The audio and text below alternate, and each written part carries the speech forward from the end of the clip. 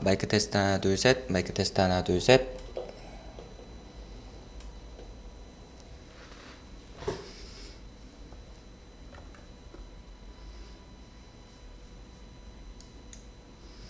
네, 안녕하십니까. 잘 들리시나요? 네, 잘 들리시면은 채팅창에 잘 들린다라고 말씀 적어주시면은 확인 후에 바로 시작하도록 하겠습니다.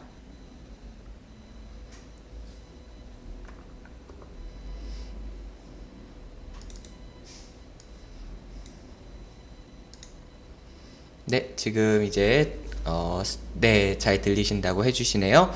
네, 지금 이제 방금 저희가 라이브를 켰고요. 이제 곧 설명회가 시작될 예정입니다. 우선은 어머님들 지금 참석 계속 해주고 계신데요. 이렇게 늦은 시간 시청해 주셔서 감사드리고요. 네, 한 30초 정도 후에 시작하도록 하겠습니다. 네.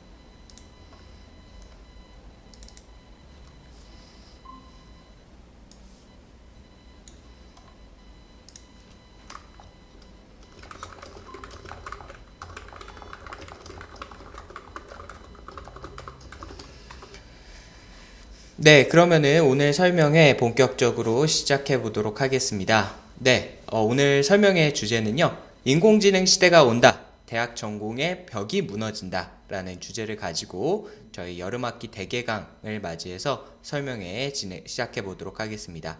네, 지금 시청해 주시고 계신 학부모님들 다시 한번 혹시 소리 잘 들리는지 한 번만 확인 부탁드리겠습니다. 네, 혹시 좀 작거나 하시면 말씀해 주시면은 제가 볼륨을 좀 더 조정을 해드리도록 하겠습니다.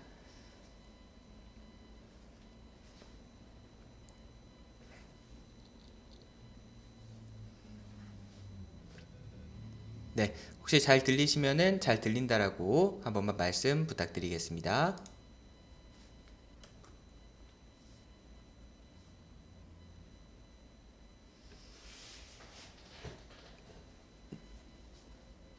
네, 지금 잘 들리시는 것 같네요. 별 말씀이 없으신 거 보니까 보통 무소식이 희소식이라고 하죠. 네, 잘 들리시는 것 같습니다. 그러면 오늘 설명회 본격적으로 시작해 보도록 하겠습니다. 네, 우선은 오늘 오랜만에 비대면으로 찾아왔습니다. 그래서 저희가 오프라인, 온라인 설명회 같이 이번에 준비를 했고요. 내일 오전에 이제 오프라인 설명회가 또 진행될 예정인데요. 설명회 내용은 같습니다. 내용은 같지만은 이제 온라인으로 오늘은 찾아뵙습니다. 저녁 시간대 온라인으로 진행을 하게 된 이유가 이제 어머님들께서 좀 워킹맘 분들도 많이 계시고 또 이제 저녁 시간대 이렇게 아이들 라이딩 하거나 이러면서 이동하시기가 조금 어렵다라고 하시는 의견이 많이 계셔서요. 우리가 저녁 설명회는 이렇게 온라인으로 준비를 해봤는데요. 사실 오늘 비가 너무 많이 와가지고 온라인으로 진행하길 잘했다라는 생각이 들더라고요. 그래서 본격적으로 이제 장마가 시작되는 것 같은데 다들 이제 건강의 관리에 유의하시기를 바랍니다. 네, 그러면은 오늘 본격적으로 설명회 시작해 보도록 하겠습니다. 네, 오늘 설명의 주제는요, 앞서 말씀드렸던 것처럼 인공지능 시대가 온다. 대학 전공의 벽이 무너진다. 라는 주제를 가지고 여름학기 대개강 설명회를 시작해 보도록 하겠습니다. 네, 먼저 제 소개를 드리겠습니다. 저는 서울대학교 소프트웨어 교육 스타트업 코드윙즈 대표를 맡고 있고요. 현재 헬로알고 잠실교육센터 원장을 맡고 있는 배민성 원장입니다. 반갑습니다. 네, 그래서 오늘도 저와 함께 1시간 반 정도 제 설명회가 또 긴 게 이제 또 문제 아니겠습니까? 그래서 오늘 최대한 압축적으로 좀 좋은 내용들 또 담아서 오늘 학부모님들께 전달해 드릴 수 있도록 하겠습니다. 네, 오늘 설명의 주제는요. 네, 또 굉장히 저희 항상 아시겠지만은 트렌디한 그런 주제를 가지고 설명회를 진행을 하고 있는데요. 오늘 역시나 마찬가지로 그런 주제로 설명회를 진행해 보도록 하겠습니다. 네, 오늘 설명회 주제는요. 특집 계속되는 교육 혁신 고등교육법 시행령 분석이라는 주제를 가지고 설명회를 진행을 해보도록 하겠습니다. 그래서 인공지능 시대가 온다, 대학 전공의 벽이 무너진다 라는 주제를 가지고 설명해 보도록 하겠습니다. 네, 먼저 이번 설명회 주제이죠. 고등교육법 시행령 입법 예정이 6월 28일 날 발표가 났습니다. 그래서 도대체 어떤 뉴스길래 이제 저희가 설명회 주제로 다룰 만큼 중요한 내용들이 있는지 한번 살펴보도록 하겠습니다. 네, 교육부에서 이제 6월 28일 날 발표를 했습니다. 앞에 보이시는 것처럼 대학의 담대한 혁신을 지원하기 위해서 고등교육법 시행령 일부 개정안이 입법 예고가 되었는데요. 자, 담대한 혁신을 지원하기 위한 그런 입법이라고 합니다. 어떤 혁신을 지원하는지 한번 보도록 하겠습니다.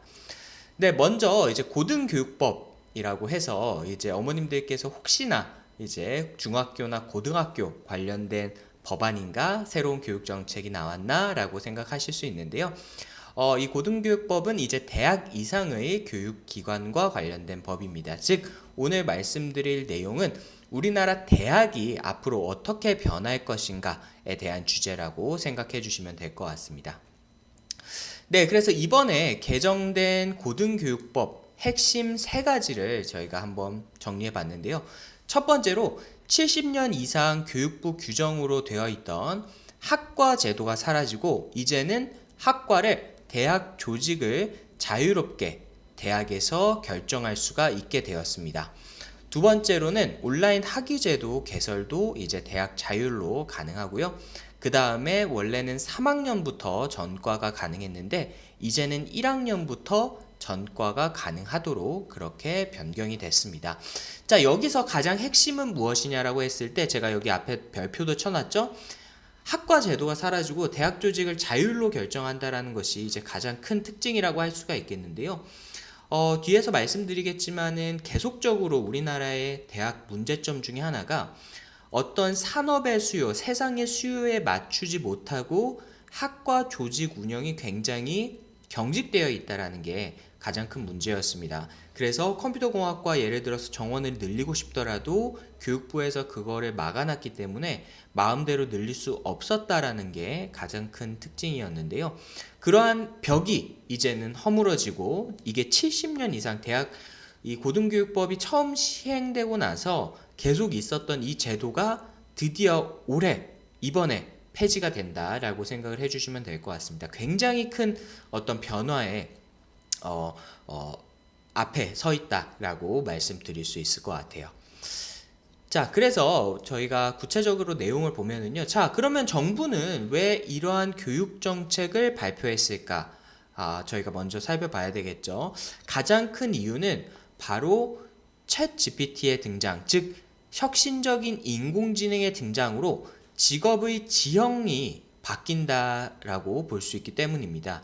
자, 우리가 결국에는 대학도 산업과 세상의 수요에 맞는 인재들을 길러내는 것이 중요하잖아요. 자, 그러면은 결국에는 학과의 생존 지형도 함께 바뀔 수밖에 없다라는 거죠. 자, 그래서 요즘에 뭐 이게 좋다 나쁘다 이야기는 많지만은 취업 잘 되는 학과, 인기 있는 학과는 정원을 늘리고 싶고 취업이 잘 안 되는 학과, 인기가 없는 학과 같은 경우에는 정원을 줄이고 싶은 게 학교 입장에서도 그렇고 학생들 입장에서도 그런데 이것이 이제는 허물어진다라는 것이 가장 큰 특징이라고 볼 수 있습니다. 그래서 이 세상의 변화로 인해서 결국에는 교육도 서서히 혁신을 해 나가고 있다. 이렇게 생각해 주시면 되겠습니다.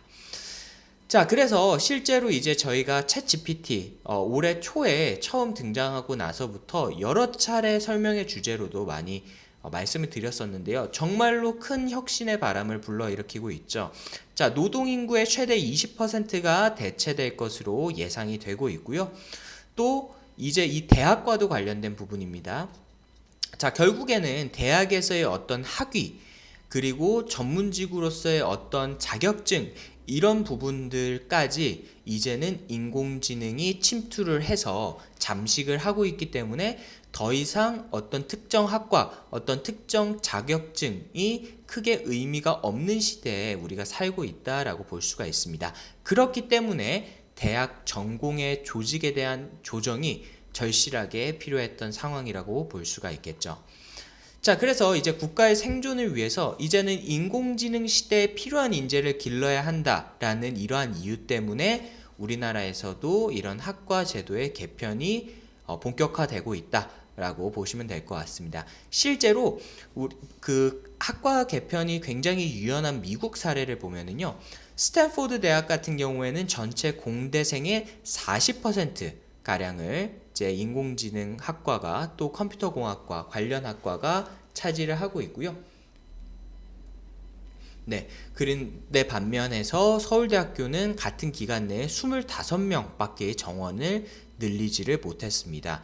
네, 이렇게 굉장히 수요가 많은 그런 학과에 정원이 계속 묶여 있었다라는 거죠. 자, 그리고 실제로 이제 이러한 산업의 수요가 이제 어떤 정원에 직접적으로 반영이 되어야 된다라는 목소리가 많습니다.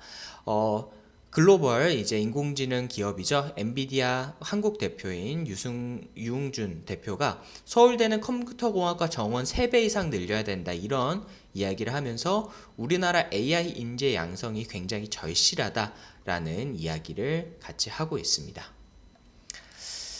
자, 그래서 이미 현장에서 이러한 변화의 움직임은 시작이 됐습니다. 항상 우리가 교육에서 가장 좀 아쉽다라고 이야기하는 부분이 교육이 어떤 산업의 변화를 못 쫓아간다, 변화에 좀 느리다라는 이야기를 많이 하는데요. 이미 현장에서 변화의 움직임은 시작이 됐습니다. 실제로 보시면은요, 너도 나도 코딩 배울래, 컴퓨터공학과 강의실은 포화 상태라는 기사가 있을 정도인데요. 보시면은 오른쪽에 컴퓨터공학과 주요 과목 수강생들 증가 현황을 보면은 2019년 대비해서 2022년 알고리즘과 자료구조 같은 경우에는 거의 2배 이상 수강생이 증가를 했고요. 인공지능 같은 경우에는 거의 한 4배 가까이 이제 증가를 한 것을 확인하실 수가 있습니다. 그리고 비단 이 컴퓨터공학과 복수 전공 또는 이런 컴퓨터공학과 관련된 전공 수강생들이 다른 공과대학이라든지 자연과학대 학생들만 포함이 되느냐, 그게 아니다라는 거죠. 컴공과 복수전공한 166명 학생들 중에서 경쟁률이 무려 3.5대 1이나 됐다고 해요. 이 중에서 이제 이공계 학생들, 즉 소위 이제 문과 학생들이 50명이 넘는 거의 30% 가까이를 차지한다라고 보시면 될 것 같습니다.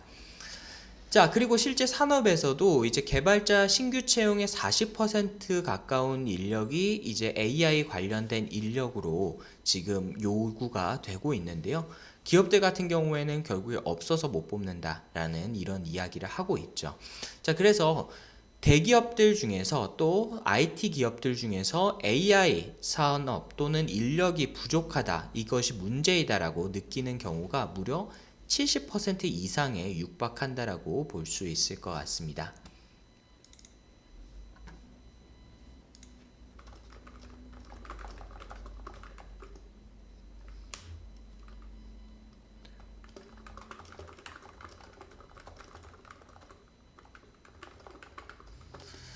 자, 그래서 이제 저희가 이번 입법으로 인해서 어떤 변화가 예상이 되는지 한번 살펴보도록 할 텐데요. 자, 먼저 첫 번째 변화로 컴퓨터공학과의 정원이 대폭 증가를 할 것으로 예상이 됩니다. 그래서 컴퓨터공학과 학생들 같은 경우에 기존에 있는 학생들도 그렇지만은 이제는 컴퓨터공학과를 지원하려고 하는 학생들의 어떤 폭이 문이 굉장히 넓어졌다라고 볼 수가 있겠죠. 자, 실제로 스탠포드 대학처럼 이제 산업의 수요에 맞춰서 이제 컴퓨터공학과나 관련된 첨단 학과 인원들이 이제 굉장히 늘어날 것으로 예상이 되고 있습니다. 자, 그리고 두 번째 변화로는요, 컴퓨터공학과 정원이 또 대폭적으로 증가를 할 것으로 예상이 되고 있는데요. 컴퓨터공학과에 입학하지 못하더라도 1학년부터 전과 또는 온라인 학위 제도를 통해서 컴퓨터공학과나 관련 학과를 진학하고자 하는 학생들이 이제 굉장히 많이 늘어날 것이다 라고 예상이 되고 있습니다. 자, 그래서 결론이 뭐냐? 자, 소프트웨어 공부를 통해서 이제 대학 입시의 문이 넓어졌다라는 거고요. 또 대학 입시뿐만 아니라 대학에 들어가서도 내가 원하면은 언제든지 컴퓨터공학과나 관련 학과로 진학할 수 있는 그런 선택의 폭이 넓어졌다라는 것도 큰 특징이라고 말씀드릴 수 있을 것 같습니다. 자, 그렇다면은 이제 입시에서는 어떤 변화가 예상이 되는지 한번 살펴보도록 할 텐데요. 자, 먼저 첫 번째 입시 변화의 어떤 예상입니다. 자, 다들 아시겠지만은 이제 2025년부터 고교 학점제가 실시가 되게 됩니다. 그것과 함께 이 고등교육법 시행령과 함께 맞물려서요. 이제는 컴퓨터공학과나 관련 학과 진학을 본격적으로 준비, 또 체계적으로 준비를 해야 된다라는 겁니다. 자, 그래서 이제 소프트웨어 교육은 앞에 이렇게 증가하는 컴퓨터공학과 학생들의 어떤 인원들과 또 첨단 기술 교육으로서의 어떤 미래 생존을 위한 핵심 역량이라고 우리가 볼 수가 있겠죠. 자, 그래서 이제 이러한 변화 같은 경우에는 앞으로 우리가 소프트웨어 교육을 필수적으로 좀 준비를 해야지 생존할 수가 있다라고 말씀드릴 수 있을 것 같습니다.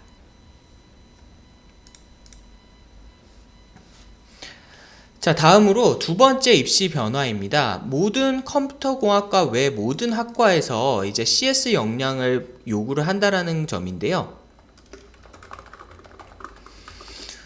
자, 실제로 이미 우리나라뿐만 아니라 이와 비슷한 제도를 운영하고 있는 미국 같은 경우에는 사실 이러한 융합이 굉장히 많이 일어나고 있습니다. 자, 실제로 미대 케이스를 한번 보시면은요. 자, 미대 같은 경우에는 컴퓨터공학과나 아니면 이런 프로그래밍과 크게 관련이 없을 걸로 예상을 하시는 분들이 많이 계신데요. 실제로 그렇지 않다라는 거죠. 자, 앞에서 보시는 것처럼 이러한 어떤 예술적인 움직임을 표현하기 위해서 요즘 프로그래밍이 굉장히 많이 사용이 되고 있고요. 또 이제 오른쪽에 그 그림처럼 이제 디지털 아트로도 이 프로그래밍이라는 부분이 굉장히 활발하게 활용이 될 수 있다라는 겁니다. 실제로 월트 디즈니 아시죠? 애니메이션 회사 월트 디즈니에서 2022년 작년에 가장 많은 개발자를 채용한 회사로 선정이 됐습니다. 월트 디즈니가. 자, 이 말인 즉슨 애플이라든지 구글, 페이스북과 같은 IT 기업들이 아니라 이러한 미디어 회사들, 또 이런 아트, 예술 회사들에서 굉장히 개발자 채용이 많다라는 거죠. 즉, 이제는 미술도 프로그래밍과 굉장히 융합이 되고 있다라고 보실 수 있습니다. 자, 그 다음으로 다른 공대 쪽, 건축공학 쪽 한번 볼게요. 자, 건축공학 쪽에서도 이제 단순히 이제 도면이라든지 이런 부분들 뿐만 아니라 이 컴퓨터 시스템을 활용해서 프로그래밍을 활용해서 알고리즘 능력을 활용해서 어떻게 하면은 혁신적인 건물 또는 시스템을 만들 수 있을 것인가, 이런 부분들이 굉장히 또 중요해지겠죠. 자, 그래서 지금 이 학생 같은 경우에는 한 가지 사례로 스마트 파킹 시스템이라는 것을 구상을 해가지고 프로토타입을 만들고 이것이 과학 전람회에서 본선에 수상한 이런 작품이 되겠습니다. 자, 과학 전람회와 같은 이런 현재 수상 같은 경우에는 현재 대입 제도상에서는 어떤 보여지기가 우리나라 제도상에서는 어렵겠지만은 앞으로 고교 학점제가 되고 이번에 이제 고등교육법 시행령이 개편이 되면서 앞으로 이런 본인의 역량을 조금 더 표현할 수 있는 기회가 많아지지 않을까, 그렇게 예상을 하고 있고요. 굳이 그것이 아니더라도 내가 건축공학과에 들어가서라도 성공을 위해서 이런 프로그래밍 역량이 앞으로 굉장히 필수적이다 라고 보시면 될 것 같습니다.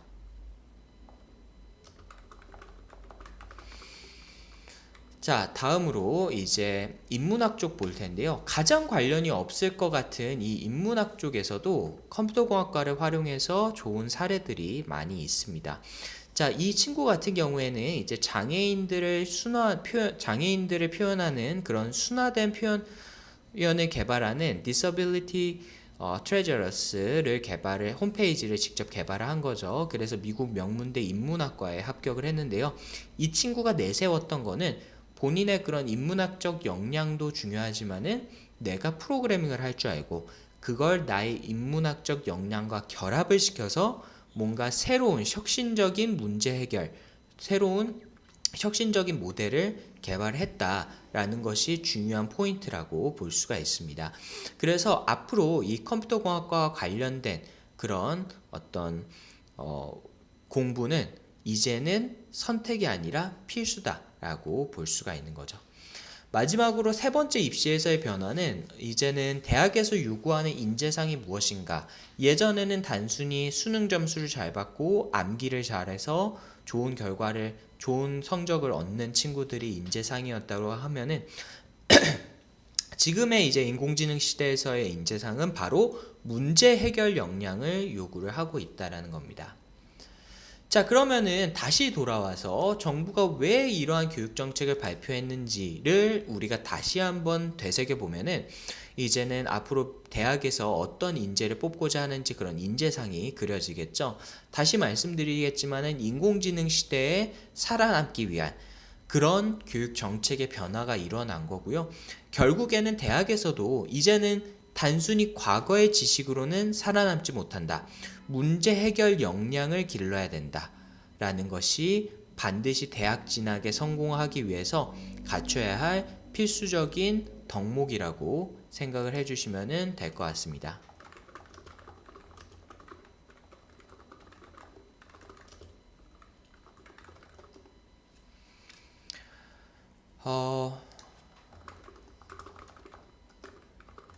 네, 자, 그래서 이제는 소프트웨어 교육을 시킬지 말지 고민을 하는 것이 아니라 어떻게 시켜야 될지를 고민해야 될 때라고 보시면 될 것 같은데요. 자, 이때 우리가 이 대한민국 소프트웨어 교육, 코딩 교육의 현재 문제점은 무엇인지에 대해서 제가 감히 한번 말씀드려 보도록 하겠습니다. 자, 앞에서 제가 문제 해결 역량이 굉장히 중요하다라고 말씀을 드렸는데요. 결국에는 지금 우리나라 소프트웨어 교육의 문제점이 무엇이냐라고 했을 때 제가 판단하기로는 이 문제 해결 역량 교육이 너무나 부족하다라는 게 큰 문제라고 판단이 됩니다. 자, 그러면은 이러한 문제 해결 역량 어떻게 기를 수 있는지 한번 살펴보도록 할 텐데요. 자, 우리나라 대한민국 소프트웨어 교육의 두 가지 모습이라고 하면은 현재는 메이커 교육, 학생들의 어떤 흥미, 재미 위주의 메이커 교육 또는 이제 프로그래밍 언어 교육, 뭐 C 언어, C++, 파이썬, 자바 이런 프로그래밍 언어들 위주의 교육이 이제 주라고 할 수가 있을 것 같습니다. 자, 근데 이러한 두 가지 교육의 문제점이 바로 모두 다 공통적으로 문제 해결 역량이 부재하다라고 말씀드릴 수 있을 것 같은데요.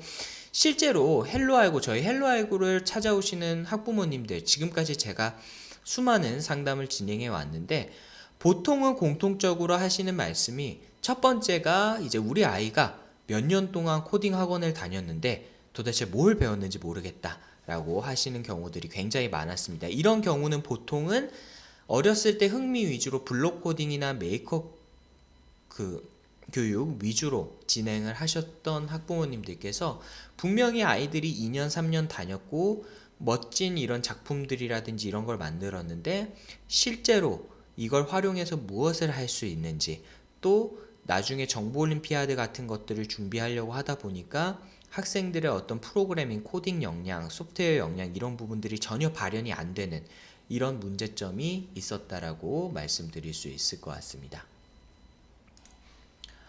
자, 그 다음으로 또는 이제 이것도 이제 잘못된 좀 교육 방향이라고 할 수 있겠죠. C 언어나 파이썬, 자바 위주로 공부를 했다 이렇게 이야기를 하시는 학부모님들도 많이 계세요. 자, 이 경우는 어떤 경우냐?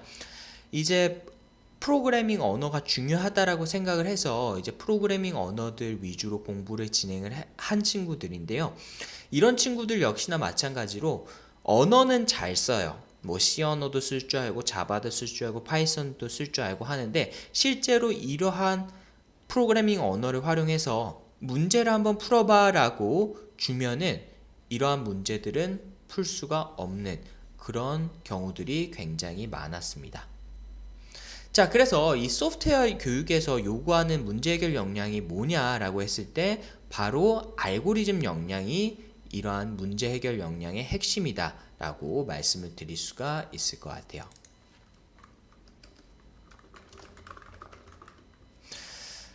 자, 그러면 이제 알고리즘이란 무엇인지에 대해서 한번 어머님들이 이해하시기 쉽도록 제가 쉽게 한번 설명을 드려보도록 하겠습니다. 자, 먼저 알고리즘을 설명드리기에 앞서서 이 프로그래밍 언어라는 것이 또 프로그래밍이라는 것이 뭔지에 대해서 한번 살펴보도록 할 텐데요. 자, 프로그래밍이란 프로그래밍 언어를 사용해서 세상의 문제를 해결하는 것. 그 문제가 굉장히 작은 사소한 문제일 수도 있고요. 굉장히 큰 문제가 될 수도 있겠죠. 이런 세상의 문제를 해결하는 것이라고 할 수 있겠는데요. 자, 이러한 프로그래밍을 하기 위해서는 두 가지 역량이 필요합니다.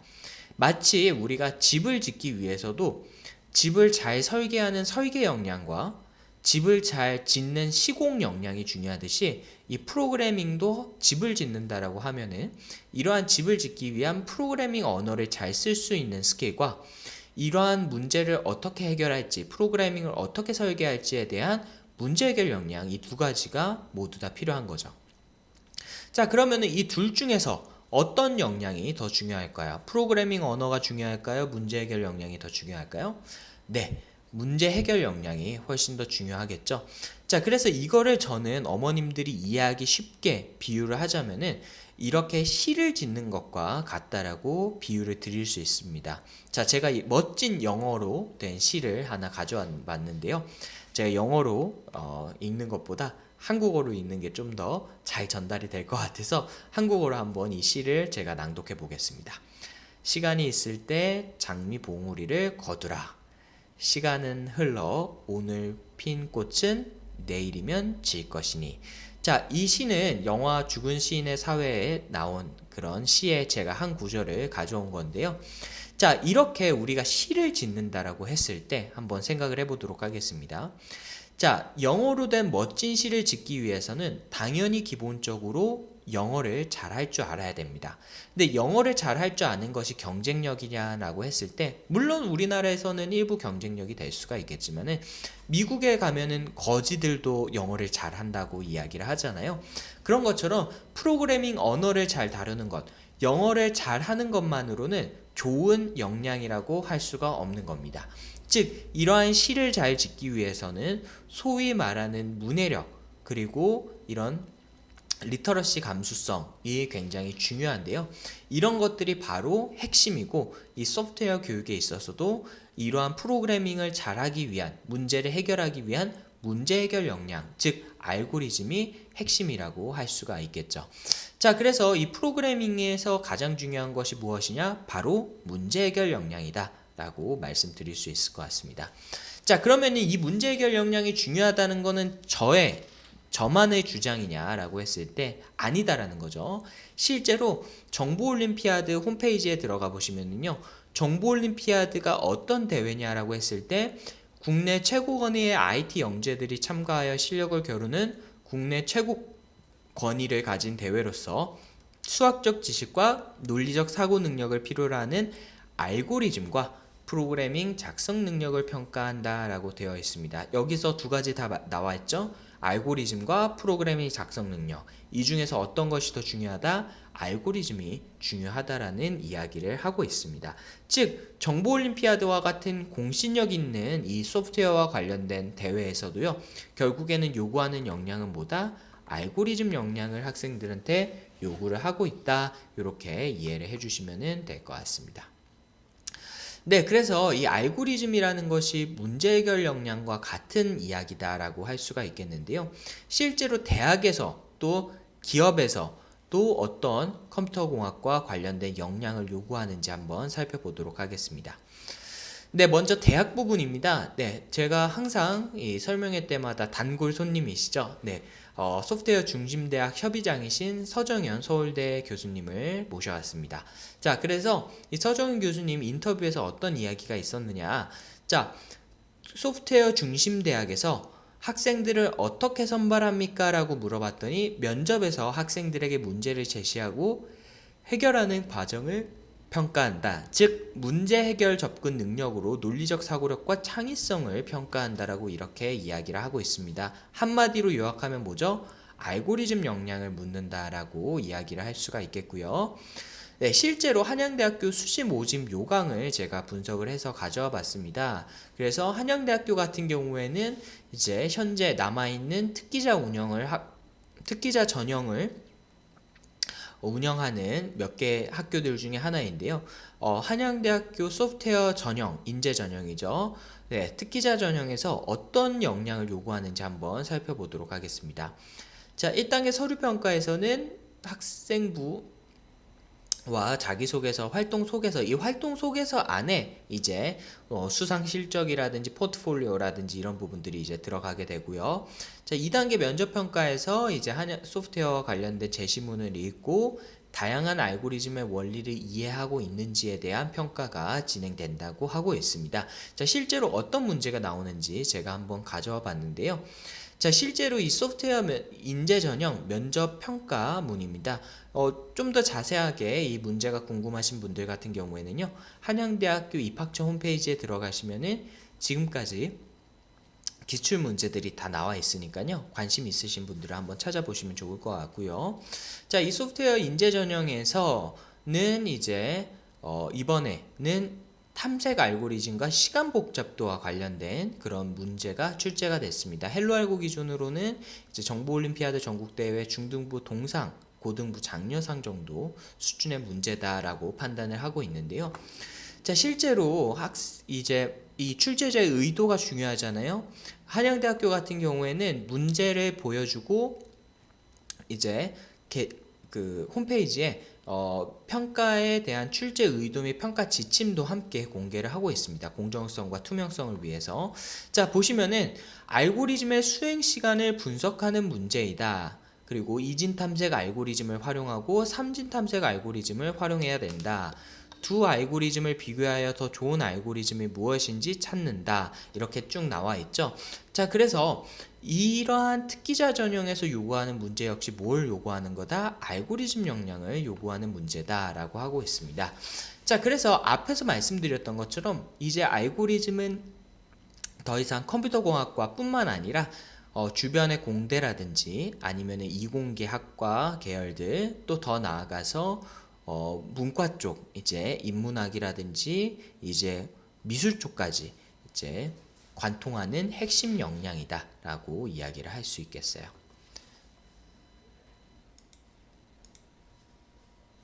자, 그래서 이렇게 저희 헬로알고에서 열심히 공부한 학생이 무려 특기자 전형에서 합격을 한 그런 사례도 함께 말씀을 드리도록 하겠습니다. 네, 다음으로 이제 그러면 기업에서 진짜 원하는 소프트웨어 역량은 무엇인지 한번 살펴보도록 할 텐데요. 자, 앞에 기사에서 보이시는 것처럼 기업에서는 이미 학벌을 초월한 어떤 채용이 이루어지고 있는 분야가 바로 소프트웨어 분야다라고 할 수가 있겠습니다. 자, 학벌을 초월했다라는 건 무슨 말이냐? 사실 학벌뿐만 아니라 이제 전공도 초월을 해서 그 선발을 하고 있는데요. 이 코딩 테스트만 통과를 하게 되면은 이제 면접을 볼 수 있는 기회가 주어지게 됩니다. 자, 그럼 이 코딩 테스트라는 것이 무엇이냐라고 했을 때 미국 실리콘밸리에서 처음 시작된 그런 채용 문화라고 할 수가 있겠는데요. 구글 같은 경우에는 매년 이제 킥스타트라는 그런 코딩 테스트를 실시를 하게 되고요. 이 코딩 테스트는 전공, 지역, 그러니까 국가 이런 거 상관없이 누구나 응시를 할 수가 있습니다. 근데 어떤 문제들이 출제가 되느냐? 아래 보이시는 것처럼 Algorithmic Challenges라고 되어 있죠. 알고리즘과 관련된 문제들이 출제가 된다라고 보시면 될 것 같아요. 그래서 여기서 합격을 하게 되면은 구글의 면접을 볼 수 있는 기회가 주어지게 되는 겁니다. 자, 이 테스트를 통과하지 못하면은요, 구글을 개발한 개발자 할아버지가 오더라도 구글에서는 면접 기회를 주어지지 않습니다. 즉, 이 코딩 테스트가 굉장히 중요하다라고 이야기를 할 수가 있겠죠. 자, 또 하나. 자, 삼성 같은 경우에는 어떻게 하느냐. 삼성 직무적성 검사라고 아시죠? GSAT. 자, GSAT 같은 경우에는 매년 100대 1이 넘는 경쟁률로 굉장히 치열한 그런 시험으로 잘 알려져 있는데요. 삼성 같은 경우에는 소프트웨어 개발 관련된 직군 같은 경우에는 GSAT 대신에 삼성 소프트웨어 역량 테스트라는 테스트를 진행을 하게 됩니다. 그래서 이 테스트에서 통과한 사람들만이 면접 기회가 주어지게 되는 거죠. 굉장히 큰 어떤 혜택이라고 볼 수가 있을 것 같습니다. 자, 그러면 삼성 소프트웨어 역량 테스트 문제 예시를 한번 볼 텐데요. 자, 이 문제 같은 경우에는 이제 2차원 구간 합과 관련된 문제이고요. 헬로알고 교육과정 기준으로는 플래티넘 과정 수준이다 라고 보시면 될 것 같습니다. 정보올림피아드 전국대회 중등부 동상 정도 수준의 문제가 출제가 됐고요. 카카오 같은 경우에는 제가 좀 쉬운 문제를 가져와 봤지만은 비트 연산과 배열 알고리즘이라고 해서 헬로 알고 실버 과정 정도 수준, 즉 정보올림피아드 전국대회 초등부 동상 정도 받을 수 있는 수준의 학생이라면은 맞출 수 있는 그런 문제가 출제가 됐습니다. 즉 어렸을 때부터 이러한 알고리즘 역량만 잘 쌓아 놓더라도 나중에 이러한 역량이 단순히 입시뿐만 아니라 취업을 하는 데까지 계속 사용이 될 수 있는 굉장히 중요한 역량이다 라고 말씀드릴 수 있을 것 같아요. 자, 그래서 저희 같은 경우에는 저희 헬로알고에서는 지금 이제 3년 차에 이제 오늘 이제 개강을 했습니다. 동국대학교에서 항상 이 소프트웨어 코딩 역량 강화 캠프라고 해서 이제 학생들을 대상으로 이러한 코딩 테스트 준비를 할 수 있는 강좌를 운영을 하고 있고요. 저희가 재작년과 작년 그리고 올해 이제 3년 차로 이제 이러한 과정을 맡아서 운영을 하고 있습니다. 자, 그래서 이러한 문제 해결 역량을 기를 수 있는 가장 효과적인 방법, 계속 말씀드리지만은 알고리즘 공부를 하는 거다라고 말씀을 드릴 수가 있을 것 같고요. 또 이러한 알고리즘 역량은 단순히 소프트웨어뿐만 아니라 이 수학이라든지 다른 교과목들에도 넓게 영향을 끼친다라고 볼 수가 있을 것 같습니다.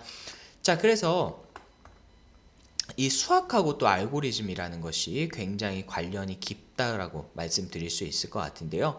자, 실제로 알고리즘의 문제 해결 방법론 중에서 한 가지가 이제 동적 계획법, 영어로는 이제 다이나믹 프로그래밍이라는 그런 알고리즘 분야가 있는데요. 이 분야 같은 경우에는 수학의 점화식을 컴퓨터로 푸는 과정이다라고 보시면 될 것 같습니다. 그래서 실제로 이러한 문제를 풀기 위해서는 점화식처럼 먼저 수식을 세우고 그 다음에 그걸 코딩하는 과정을 거쳐야 되는데요. 이렇게 최선의 방법을 찾기 위한 어떤 논리적 사고 방법이 수학에서는 증명하는 방법과 굉장히 유사하다 라고 볼 수가 있습니다. 그래서 실제로 학생들이 알고리즘 문제를 풀 때는요, 마치 증명을 하듯이 내가 짠 코드에 어떤 논리적인 문제점은 없는지, 또 내가 짠 코드가 해결하지 못하는 그런 발례 사례는 없는지, 이런 부분들을 계속 머릿속으로 고려를 하면서 코드를 짜게 됩니다. 그렇기 때문에 이 수학에서의 어떤 증명하는 과정, 이 논리적 사고력이 이 알고리즘이라는 문제 해결 역량 교육과 함께 길러진다라고 말씀드릴 수 있을 것 같아요. 자, 그래서 여담으로 제가 이제 입학 테스트, 저희 헬로알고에서는 입학 테스트를 진행을 하는데요. 이 입학 테스트는 이제 학생의 코딩 역량과 관련 없이 학생의 수학적 사고력과 컴퓨팅 사고력을 묻는 그런 지필 시험으로 저희가 진행을 하고 있습니다. 근데 이 시험을 왜 보느냐라고 했을 때 저희가 알고리즘 공부를 잘하는 친구들을 어떤 판별하기 위한 요소로서 학생이 코딩을 얼마나 해봤는지를 묻는 것이 아니라 이러한 수학적 사고력이나 컴퓨팅 사고력을 많이 묻고 있다라는 거죠. 그래서 실제로 입학 테스트에서 수학적 사고력, 컴퓨팅 사고력이 잘 갖춰져 있는 학생들 같은 경우에는 코딩을 한 번도 배워본 적이 없음에도 불구하고 1년, 2년 공부한 학생들보다 더 속도가 붙어서 더 빨리 진도를 나가는 그런 경우들도 있습니다. 자, 그래서 수학이 중요하다는 말씀 저희가 항상 입학 상담 때 같이 드리는 건데요. 그러한 또 수학을 잘하기 위한 이러한 논리적 사고를 기르기 위해서도 이 알고리즘 공부가 굉장히 중요하다. 즉, 알고리즘 공부와 수학 공부는 동전의 앞뒷면으로 상호 보완적인 관계다. 이렇게 이해를 해주시면 좋겠습니다. 자, 그러면 이 알고리즘 공부 언제부터 시작하면 좋을까 많이 궁금해 하실 텐데요. 초등학교 1학년, 2학년? 아닙니다. 어리면 어릴수록 좋다라는 거죠. 자, 그래서 지금 중학생이 됐든 고등학생이 됐든 초등학생이 됐든 이 컴퓨팅 사고력, 이 알고리즘이라는 부분은 어리면 어릴수록 좋다. 이것도 마치 언어이고 사고하는 과정이기 때문이죠. 자, 그래서 실제로 아까 서정현 교수님 인터뷰에서 제가 추가적으로 가져왔는데요. 대학 입학생 중에서 90% 이상이 컴퓨팅 사고력 교육 경험이 없는 상태라고 합니다. 그렇고 더군다나 1학년 컴공과 학생들 중에서 대부분은 프로그래밍을 처음 배운다라는 거죠. 자, 그렇기 때문에 어렸을 때부터 이러한 공부를 하는 것만으로도 앞으로 굉장히 큰 경쟁력이 될 수 있다라는 겁니다. 자, 그래서 이제는 정말로 더 이상 이 공부를 시킬지 말지를 고민하시는 것이 아니라 어떻게 시키셔야 될지, 또 그 어떻게 해서 제가 말씀드렸었죠. 블록 코딩 메이커 교육 재미있는 거 위주로 시키셔야 될까요? 아니죠. 자, 문제 해결 역량, 알고리즘 공부를 시키셔야 된다라는 말씀을 마지막으로 드리도록 하겠습니다. 자, 그래서 저희가 이러한 공부를 해 나가기 위해서, 즉 정보 영재로 우리 아이를 성장시키기 위한 학습 로드맵으로 제시를 해드리는 것이, 자, 제일 처음에 초등 정보 올림피아드 수상 및 소프트웨어 영재원의 합격, 중학교 때는 중등부 정보 올림피아드 수상, 그리고 특목고 진학, 마지막으로 고등 정보 올림피아드 수상 및 소프트웨어 중심 대학 명문대 컴공과 합격이라는 이러한 로드맵으로 저희가 교육을 진행을 하고 있습니다. 그래서 이번 여름방학 때 저희 헬로알고와 함께 이 알고리즘 공부 시작하시면은 아마 후회 없는 선택이 되지 않으실까 싶습니다. 자, 그러면은 헬로알고에서 어떤 교육 커리큘럼을 운영을 하고 있는지에 대해서 설명드리도록 하겠습니다. 네, 먼저 정보 영재로 성장하기 위한 1단계 영재학급 대비 메이커 알고리즘 과정을 소개해 드릴 텐데요. 저희가 앞에서 메이커 과정에 대해서 조금 부정적으로 말씀을 드렸었는데, 저희 헬로알고의 메이커 교육 과정은 다른 일반적인 그런 흥미 위주의 교육과는 다르게, 물론 당연히 재미도 들어가 있지만은 결국에는 알고리즘에 대한 학습, 그리고 구체적인 영재학급이나 교육적 영재교육원 합격이라는 학습 목표를 가지고 진행을 하고 있습니다. 자, 그래서 실제로 영재학급이나 교육청 영재교육원에서 어떤 커리큘럼을 운영하고 있는지 한번 살펴볼 텐데요. 자, 여기 가까운 세륜초등학교의 영재학급 프로그램을 한번 가져와 봤습니다. 아래쪽에 보시면은 AI 연계 스팀 메이커 교육 프로그램이라고 이렇게 보이시는 것을 확인을 할 수가 있으실 거고요.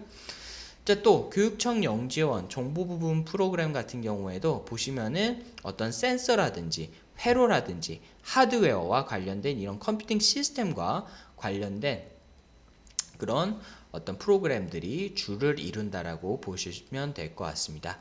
자, 그래서 아직 어렸을 때는 영재학급이나 교육청 영재교육원에서의 어떤 합격 키워드로서 메이커를 꼽을 수가 있겠는데요. 즉, 이 메이커라는 부분이 교육에서 중요한데 결국에는 뭐랑 결합이 돼야 되느냐? 바로 알고리즘이랑 결합이 돼야 된다라는 거죠. 그래서 저희 헬로알고 같은 경우에 말씀드렸던 것처럼 이러한 알고리즘 역량을 쌓기 위한 교육의 일환으로서 메이커 교육을 진행을 하고 있고요. 쉽고 재미있게 학생들이 이 알고리즘 역량을 쌓아서 나중에 정올 과정이라든지 또 다른 상위 과정으로 넘어가기 위한 기초 역량, 또는 앞에서 말씀드렸던 교육청 영재라든지 이제 영재 학급에 대비하기 위한 그런 과정으로서 운영을 한다라고 보시면 될 것 같습니다. 자, 그래서 메이커 교육 과정은 총 30주 과정으로 구성이 되어 있고요. 1단계 메이커 베이직 과정, 2단계 아두이노 프로그래밍 과정, 3단계 아두이노 프로젝트 과정, 이렇게 세 가지 단계로 구성이 되어 있습니다. 네, 그래서 앞에 보이시는 목차하고 그 다음에 저희 실제 교재를 제가 가져와 봤고요. 메이커 베이직 과정과 아두이노 프로그래밍 과정, 이런 과정들 같은 경우에는 단순히 메이커 교육뿐만 아니라 여기 안에서 알고리즘 문제 해결을 할 수 있는 그런 내용들이 함께 들어가 있다라고 보시면 되겠습니다. 자, 두 번째 단계는요, 바로 대학부설 소프트웨어 영재원 대비 과정입니다. 앞에서는 교육청이나 영재 학급을 말씀을 드렸다면은 이번에는 그것보다 한 단계 조금 더 높은 수준인 대학부설 소프트웨어 영재원 과정을 소개해 드릴 텐데요. 이제 대학부설 소프트웨어 영재원 같은 경우에는 10월이 입시 시즌이기 때문에 준비를 하려고 하시는 학부모님들께서는 적어도 이번 여름 학기 때부터는 준비를 해주셔야지 이제 대학부설 소프트웨어 영재원 입시 준비가 가능하시다라는 거 꼭 기억을 해주시면서 들어주시면 감사드리겠습니다. 자, 그래서 한양대 같은 경우에는 어떤 학생을 뽑느냐라고 했을 때 뭐 역시나 당연히 알고리즘 역량을 묻는다라고 볼 수가 있을 것 같은데요.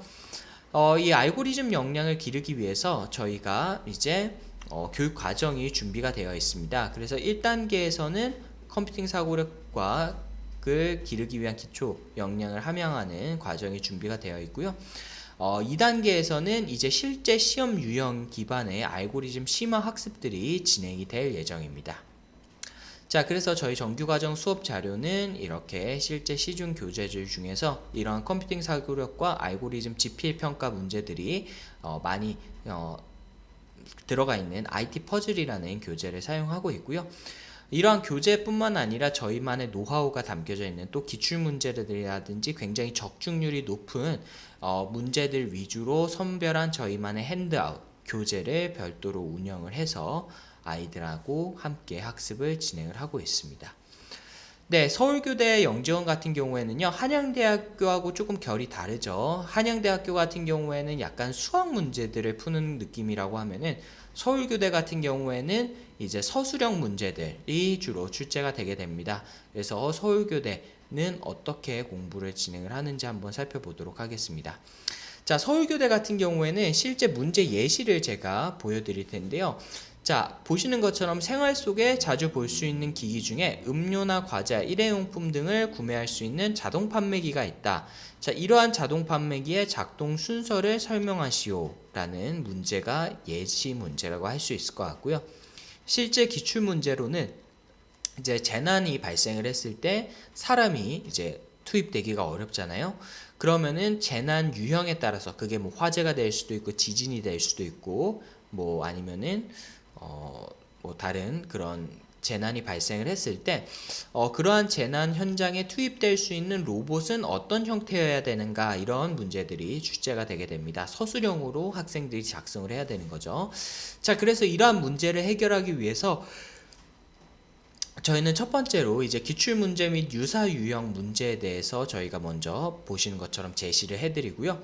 그 다음에 이러한 문제를 먼저 정확하게 해석하는 게 중요하겠죠. 그래서 문제에 대한 해석, 그리고 문제를 해결하기 위한 다양한 아이디어를 구상하는 것과 그 아이디어를 나만의 해답으로 도출해내는 것, 그리고 그거를 논리적이고 절차적으로 답변으로 글쓰기를 해야 되니까 결국에는 답변으로 구성하는 것, 그리고 이러한 나의 생각을 상대방에게 발표하고 토론하는 그런 역량을 배양하는 그런 단계로 학습이 진행이 되게 됩니다.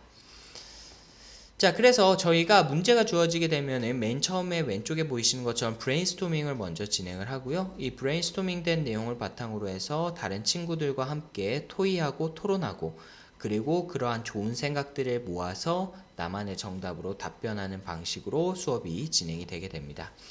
그래서 실제로 학생들이 이렇게 이제 답안을 작성을 하는 것을 볼 수가 있고요. 이렇게 그림이나 도식도 활용을 해서 답안을 작성을 할 수가 있게 됩니다. 이게 서울교대 기출문제 방식이다라고 보시면 됩니다. 자, 그리고 혹시 올해 같은 경우에는 이제 코로나가 완전히 풀렸으니까 사실 탐구보고서보다는 앞서 말씀드렸던 그런 지필시험 위주로 갈 가능성이 굉장히 크긴 한데요. 만약에 올해 탐구보고서 또는 과제 형태로 선발을 하더라도 저희가 관련된 대응 방안은 준비가 되어 있습니다. 그래서 그 플랜 B와 관련해서는 아직 입시 요강이 발표가 나지 않았는데 입시 요강 발표가 나는 대로 저희가 자세하게 설명드리도록 하겠습니다. 자, 그리고 대망의 저희 3단계 정보올림피아드 정규 과정입니다. 저희 정규 과정은 크게 두 가지 파트로 나뉘어져 있는데요. 첫 번째는 알고리즘 역량을 빠르고 효율적으로 길러나갈 수 있는 정보올림피아드 정규 과정이 있습니다. 자, 그래서 이 정보올림피아드 정규 과정은요, 결국에는 엘리트 알고리즘 인재를 육성하는 것이 학습의 목표로서 정보올림피아드 수상 및 영재원 합격을 위한 기초 역량 배양, 그리고 고등학생들 같은 경우에는 학생부 종합전형 입시 성공을 위한 알고리즘 기반의 전공 적합성을 완성하는 것을 학습의 목표로 두고 있습니다. 그래서 저희 정규 과정은 총 6단계 커리큘럼으로 구성이 되어 있고요. 브론즈에서는 C언어 기초문법과 기초 알고리즘, 실버 과정에서는 C언어 심화 문법과 심화된 알고리즘에 대한 학습이 진행이 되게 되고요. 골드 과정부터 본격적으로 탐색, 정렬 등에 대한 알고리즘과 자료 구조에 대한 학습, 그리고 플래티넘과 다이아몬드 과정으로 가게 되면은 심화된 알고리즘 학습들이 진행이 되게 됩니다. 네, 그 다음 과정으로는 이제 A스쿨 프로세싱 과정이 준비가 되어 있습니다. 이 과정은 알고리즘 역량을 쉽고 재미있게 기를 수 있는 과정인데요. 네, 먼저 프로세싱 과정에 대해서 소개해 드리도록 하겠습니다. 이 프로세싱이라는 단어가 이 어떤 프로세스를 말씀드리는 것이 아니라요. 프로그래밍 언어 이름이 프로세싱입니다. 그래서 이 프로세싱이라는 언어는 MIT에서 만든 그런 언어로서 컴퓨터 그래픽을 통한 시각화로 누구나 쉽고 재미있게 프로그래밍을 할 수 있도록 만든 그런 프로그래밍 언어다. 그래서 이 스크래치 아시죠? 블록코딩 스크래치. 블록코딩 스크래치도 MIT에서 만들었는데요. 그래서 별명이 MIT에서 만든 텍스트 코딩계의 스크래치다 라고 그렇게 불리고 있습니다. 자, 그래서 디지털 아트와 관련해서는 앞에서 제가 굉장히 비중 있게 말씀을 드렸는데요. 이 디지털 아트와 관련해서 이 프로세싱이라는 언어가 굉장히 많이 활용이 되고 있습니다. 그래서 이 프로세싱 언어 같은 경우에는 서울대 미대라든지 홍대 미대, 또 서울대 컴공과 한예종, 그리고 NYU 이런 아트스쿨에서 굉장히 많이 활발하게 사용이 되고 있는 언어이고요. 실제로 보시면 이렇게 저희 헬로알고 홈페이지에 작품방에 들어가시면은 학생들이 프로세싱으로 만든 작품들이 1000여 개가 넘게 쌓여 있고요. 또 이러한 게임이라든지 아니면 디지털 아트 작품을 만드는 학생들 간의 커뮤니티도 굉장히 활발하게 진행이 되고 있습니다. 네, 저희 커리큘럼은 총 40주 과정으로 구성이 되어 있고요. 이 40주 과정을 마치게 되면은 이제 정보올림피아드 정규 과정 쪽으로 승급을 해서 넘어가게 됩니다. 네, 마지막으로 저희 헬로엘고 인공지능 교육과정 소개해 드리겠습니다. 저희 헬로엘고 인공지능 교육과정은 서울대 카이스트 고려대 인공지능연구원과 또 저죠? 고등학교 정보 담당 교사 선생님이 대한민국 초중고 인공지능 교과서를 완벽히 분석을 해서 준비를 한 겁니다. 자, 그래서 이 인공지능 교육과정 같은 경우에는 총 60주 과정으로 준비가 되어 있는데요. 60주 과정 조금 길다라고 생각을 하실 수 있겠지만은 이 60주 과정을 모두 마치게 되면은 고등학교 3학년까지 정보 내신이 완벽하게 마스터 된다라고 생각을 해주시면 될 것 같아요. 그러니까 1년 조금 넘는 기간 동안에 초등학교, 중학교, 고등학교 정보와 AI, 인공지능 관련된 내신이 완벽하게 대비가 된다라면은 사실 안 할 이유가 없겠죠. 자, 그래서 이 인공지능 과정 같은 경우에는 저희가 앞에서 말씀드렸던 것처럼 뭔가 인공지능과 관련된 특별하고 대단한 걸 만들려고 만든 것이 아닙니다. 학생들이 변화하는 공교육과 입시제도 또 고교 학점제와 같은 정책적인 변화에 앞서서 앞으로 이 소프트웨어 교육과 인공지능 교육이 굉장히 중요해질 텐데 그걸 미리 대비해 볼 수 있도록 만든 과정이다. 즉 내신 그런 중심의 어떤 교육 과정에 가깝다라고 생각을 해주셔도 무방할 것 같습니다. 자, 그래서 저희 교육 과정은 각각의 단계별로 대표 프로젝트들이 있는데요. 예를 들어서 오토 드로우라고 하는 것은 인공지능을 활용해서 자동으로 내가 그린 그림을 보정해주는 그런 프로젝트고요. 자, 그래서 어떤 사물인지 인식을 하고 그 사물과 비슷한 그런 어떤 사물로 이렇게 예쁘게 그려진 걸로 바꿔주는 그런 프로젝트라고 보시면 됩니다. 자, 두 번째 프로젝트는 이제 티처블 머신이라는 2단계 20주차에서 하는 대표 프로젝트이고요. 이 문제 같은 경우에는 2022년에 서울교대 소프트웨어 영재원 선발 과제로 또 주어졌었던 그런 문제이기도 합니다. 자, 그래서 구글 티처블 머신이라는 게 이제 코딩 없이 이미지나 소리, 동작 등을 합습시켜서 누구나 쉽게 인공지능 프로그램을 만들 수 있는 플랫폼인데요. 이러한 것들을 직접 체험해보고 나만의 인공지능 프로그램을 만들어 보는 것이 공교육 교과서 안에 들어가 있는 내용이고요. 이걸 바탕으로 해서 저희는 교육적으로 새롭게 가공을 해서 좀 더 심화된 레벨까지 진행한다라고 보시면 될 것 같습니다. 자, 마지막으로 이제 세 번째, 공공 데이터 포털 활용하는 방법들, 그래서 연평균 기온 변화를 분석하는 이런 프로젝트들도 하게 되는데요. 자, 이것도 마찬가지로 공공 데이터 포털 활용하는 그런 프로젝트 역시 이제 서울교대 소프트웨어 영재원 선발 과제 중에 하나로 출제가 된 바가 있습니다. 자, 그래서 공공 데이터 포털 사용 방법을 익히고 이와 관련된 기초적인 통계를 분석을 하는 건데요. 이거는 초등 교과서에서 나왔던 내용이고 중등 교과서에서도 나온 내용이다. 이렇게 봐주시면 되겠습니다. 네, 이렇게 저희 여름학기 대개강 왜 이제 소프트웨어 공부를 어머님들께서 고민하실지 시킬지 말지가 아니라 시키셔야 된다라는 내용을 바탕으로 저희 헬로알고 교육과정까지 쭉 설명을 드렸습니다. 네, 그래서 마지막으로 저희 여름학기 대개강 설명드리고 오늘 설명에 마치도록 하겠습니다. 저희 여름학기 개강일은요, 이번에 설명회가 조금 늦어졌습니다. 저희가 다른 여러가지 좀 바쁜 일정들로 인해서 여름학기 대개강 설명회가 좀 늦어졌는데요. 저희 여름학기 개강은 7월 22일 토요일, 다음주 토요일날 실시가 되게 됩니다. 네, 이번 여름학기 때는요, 소프트웨어 영재학급 대비 메이커 알고리즘 과정과 대학부설, 한양대와 서울교대 소프트웨어 영재원 대비 과정 신설이 되게 되고요. 정보올림피아드 정규 과정과 A스쿨 프로세싱 과정, 그리고 요즘 굉장히 핫한 이슈죠. 오늘 설명회 들으시는 분들 중에서도 이 단대소고 관심 있으신 학부모님들이 많이 계실 텐데요. 단대소고 합격반, 오늘은 제가 소개는 따로 안 드렸습니다. 이 부분은 내용이 좀 많기 때문에 따로 전화를 주시면은 제가 관련해서 자세하게 상담 드리도록 하고요. 단대소고 합격반 개설이 될 예정이고요. 또 파이썬 인공지능 교육과정 마찬가지로 개설이 될 예정입니다. 네, 저희 정보올림피아드 브론즈 과정 시간표는요.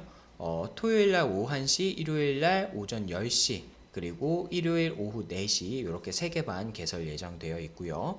A스쿨 프로세싱 과정 같은 경우에는 토요일 오후 4시, 일요일 오후 1시에 개설될 예정입니다. 자, 그리고 서울교대 소프트웨어 영재원 대비반 토요일날 오후 1시, 일요일날 오후 4시에 개설 예정이고요. 한양대반 같은 경우에는 토요일 오후 4시, 일요일 오후 1시에 개설될 예정입니다. 자, 단대소고 합격반 같은 경우에는 기존 반 토요일날 오후 4시부터 토요일날 오후 4시, 일요일 오후 1시에 진행이 될 예정이고요. 중요한 게 이번에 이제 여름방학 때부터 단대소고 준비 좀 희망하시는 학부모님들이 계십니다. 이 친구들 같은 경우에는 저희 7월 22일 개강할 때 주 4회 방학 동안에 인텐시브 집중학습반에서 학습이 진행될 예정이고요. 시간은 오후 1시부터 오후 6시까지 5시간 수업입니다. 그래서 관련된 자세한 학습사항은 저희 헬로알고로 전화 주시면은 제가 자세하게 상담 드리도록 하겠습니다. 네, 그리고 저희 입학 테스트가 준비가 되어 있습니다. 그래서 저희 입학 테스트는 어떤 입학의 당락을 결정한다, 좌우한다 그런 것 때문에 보는 것이 아니라요. 학생의 논리적 사고력과 컴퓨팅 사고력에 대한 학습 역량 진단 기초로서 최적의 반배정 및 효율적이고 효과적인 학습을 위한 향후 학습 설계를 위한 그런 테스트입니다. 그래서 부담 가지지 마시고요. 편하게 IQ 테스트 본다라고 생각해 주시고 무료로 응시가 가능하시니까요. 진행해 주시면 좋을 것 같습니다. 또 입학 테스트는 비대면으로도 진행이 가능하시니까요. 원하시는 분들 같은 경우에는 헬로알고로 전화 주셔서 예약해 주시면 응시 안내 드리도록 하겠습니다. 네, 입학 테스트는 저희 평일은 오후 1시부터 오후 8시, 주말은 오전 10시부터 오후 8시까지 진행이 가능하시고요. 소요 시간은 이제 프로그래밍 실기 1시간, 필기 1시간 이렇게 진행이 되게 됩니다. 단 프로그래밍 학습 경험이 없는 친구들 같은 경우에는 필기만 1시간 진행이 될 예정입니다. 네, 그래서 저희 수강 신청 마감은 다음 주 화요일까지입니다. 시간이 많지 않으니까요. 오늘 설명해 들으신 학부모님들, 여름 학기 때 저희 헬로알고하고 함께 하고 싶으신 학부모님들께서는 지금부터 입학 테스트랑 입학 상담 진행하셔서 부지런히 진행을 해주시면 좋을 것 같고요. 늦어도 7월 20일 목요일 날은 저희가 수강 최종 마감을 할 예정이니까요. 그 전까지 일정 세우셔서 저희 헬로알고로 연락 주시면 감사드리겠습니다. 여기서 끝이 아닙니다. 저희 여름학기 마지막 무료 체험 수업을 안내 드리고 마치도록 하겠습니다. 네, 먼저 저희 이번 시험 수업은요, 크게 두 가지로 구분해서 운영이 될 예정입니다. 첫 번째 시험 수업은요, 요즘 어머님들 굉장히 관심이 많으시죠? 한양대학교하고 서울교대 소프트웨어 영재원과 관련해서 우리 아이가 소프트웨어 영재인지 또 영재원에 들어갈 수 있는지 또 들어가서 어떤 공부를 하는지 이런 부분들 궁금해 하시는 분들이 굉장히 많으시더라고요. 그래서 저희가 첫 번째 시험 수업은 다가오는 서울교대와 한양대 소프트웨어 영재원 과정을 미리 체험해 볼 수 있는 시범 수업, 체험 수업으로 준비를 했고요. 두 번째 체험 수업, 시범 수업은 프로세싱 디지털 아트와 관련된 그런 과정으로 준비를 했습니다. 네, 그리고 체험 수업 같은 경우에는요, 첫 번째 체험 수업은 이제 대학부설 소프트웨어 영재원 체험 수업입니다. 그래서 다음 주 화요일 오후 3시 반부터 5시까지 1시간 반 동안 진행이 되니까요, 희망하시는 학부모님들께서는 학원으로 문의 주시고요. 마찬가지로 디지털 아트 프로세싱 과정 같은 경우에는 이어서 오후 5시부터 6시 반까지 1시간 반 진행이 될 예정입니다. 그리고 앞에 대학부설 영재원 체험 수업과 디지털 아트 프로젝트 체험 수업은 모두 다 제가 직접 진행을 할 예정이니까요. 믿고 많은 신청 부탁드리겠습니다. 네, 그러면은 오늘 설명회는 이것으로 마치도록 하고요. 추가적으로 궁금하신 사항 있으신 경우에는 채팅으로 남겨주시면 질의응답 드리도록 하고요. 공개적으로 좀 질문하시기가 어려우시거나 자세한 입학 상담 원하시는 경우에는 앞에 보이시는 02-6479-3400 저희 헬로알고 학원으로 연락 주시면 자세하게 상담 드리도록 하겠습니다. 네, 그러면 오늘도 역시 긴 시간 시청해 주셔서 감사드리고요. 오늘 헬로알고 여름학기 대개강 설명회는 이것으로 마치도록 하겠습니다. 네, 시청해 주신 여러분 감사합니다. 네, 그러면은 오늘 설명회는 여기까지 진행하도록 하고요. 자, 지금부터는 제가 실시간으로 질문 답변을 받아서 질의응답하는 시간으로 진행을 해보도록 하겠습니다. 질문이 있으신 학부모님들께서는 채팅창에 질문 남겨주시면은요, 제가 자세하게 답변 드리도록 하겠습니다.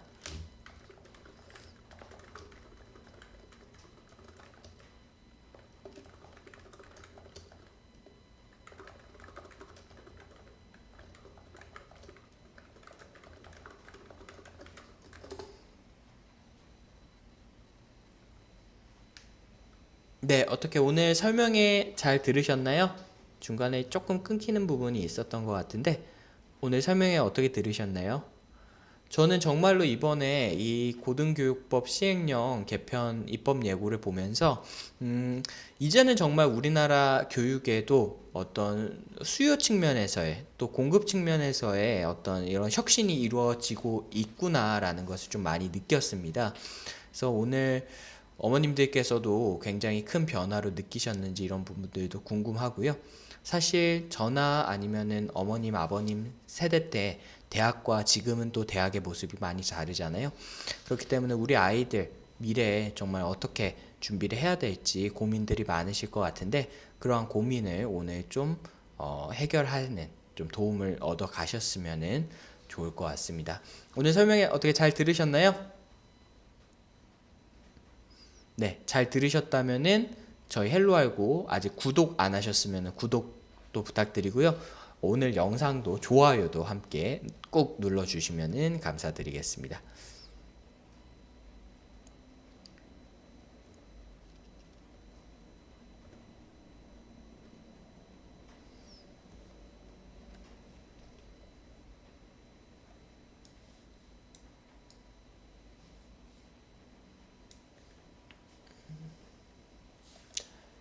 네, 오늘 따로 이렇게 질문은 없으신 것 같은데요. 혹시 질문 있으시면 질문 남겨주시고요. 이게 약간 시차가 있더라고요, 라이브랑. 그래서 만약에 질문 없으시면은 제가 한 3분 정도 이렇게 좀 대기하다가 마무리하도록 하겠습니다.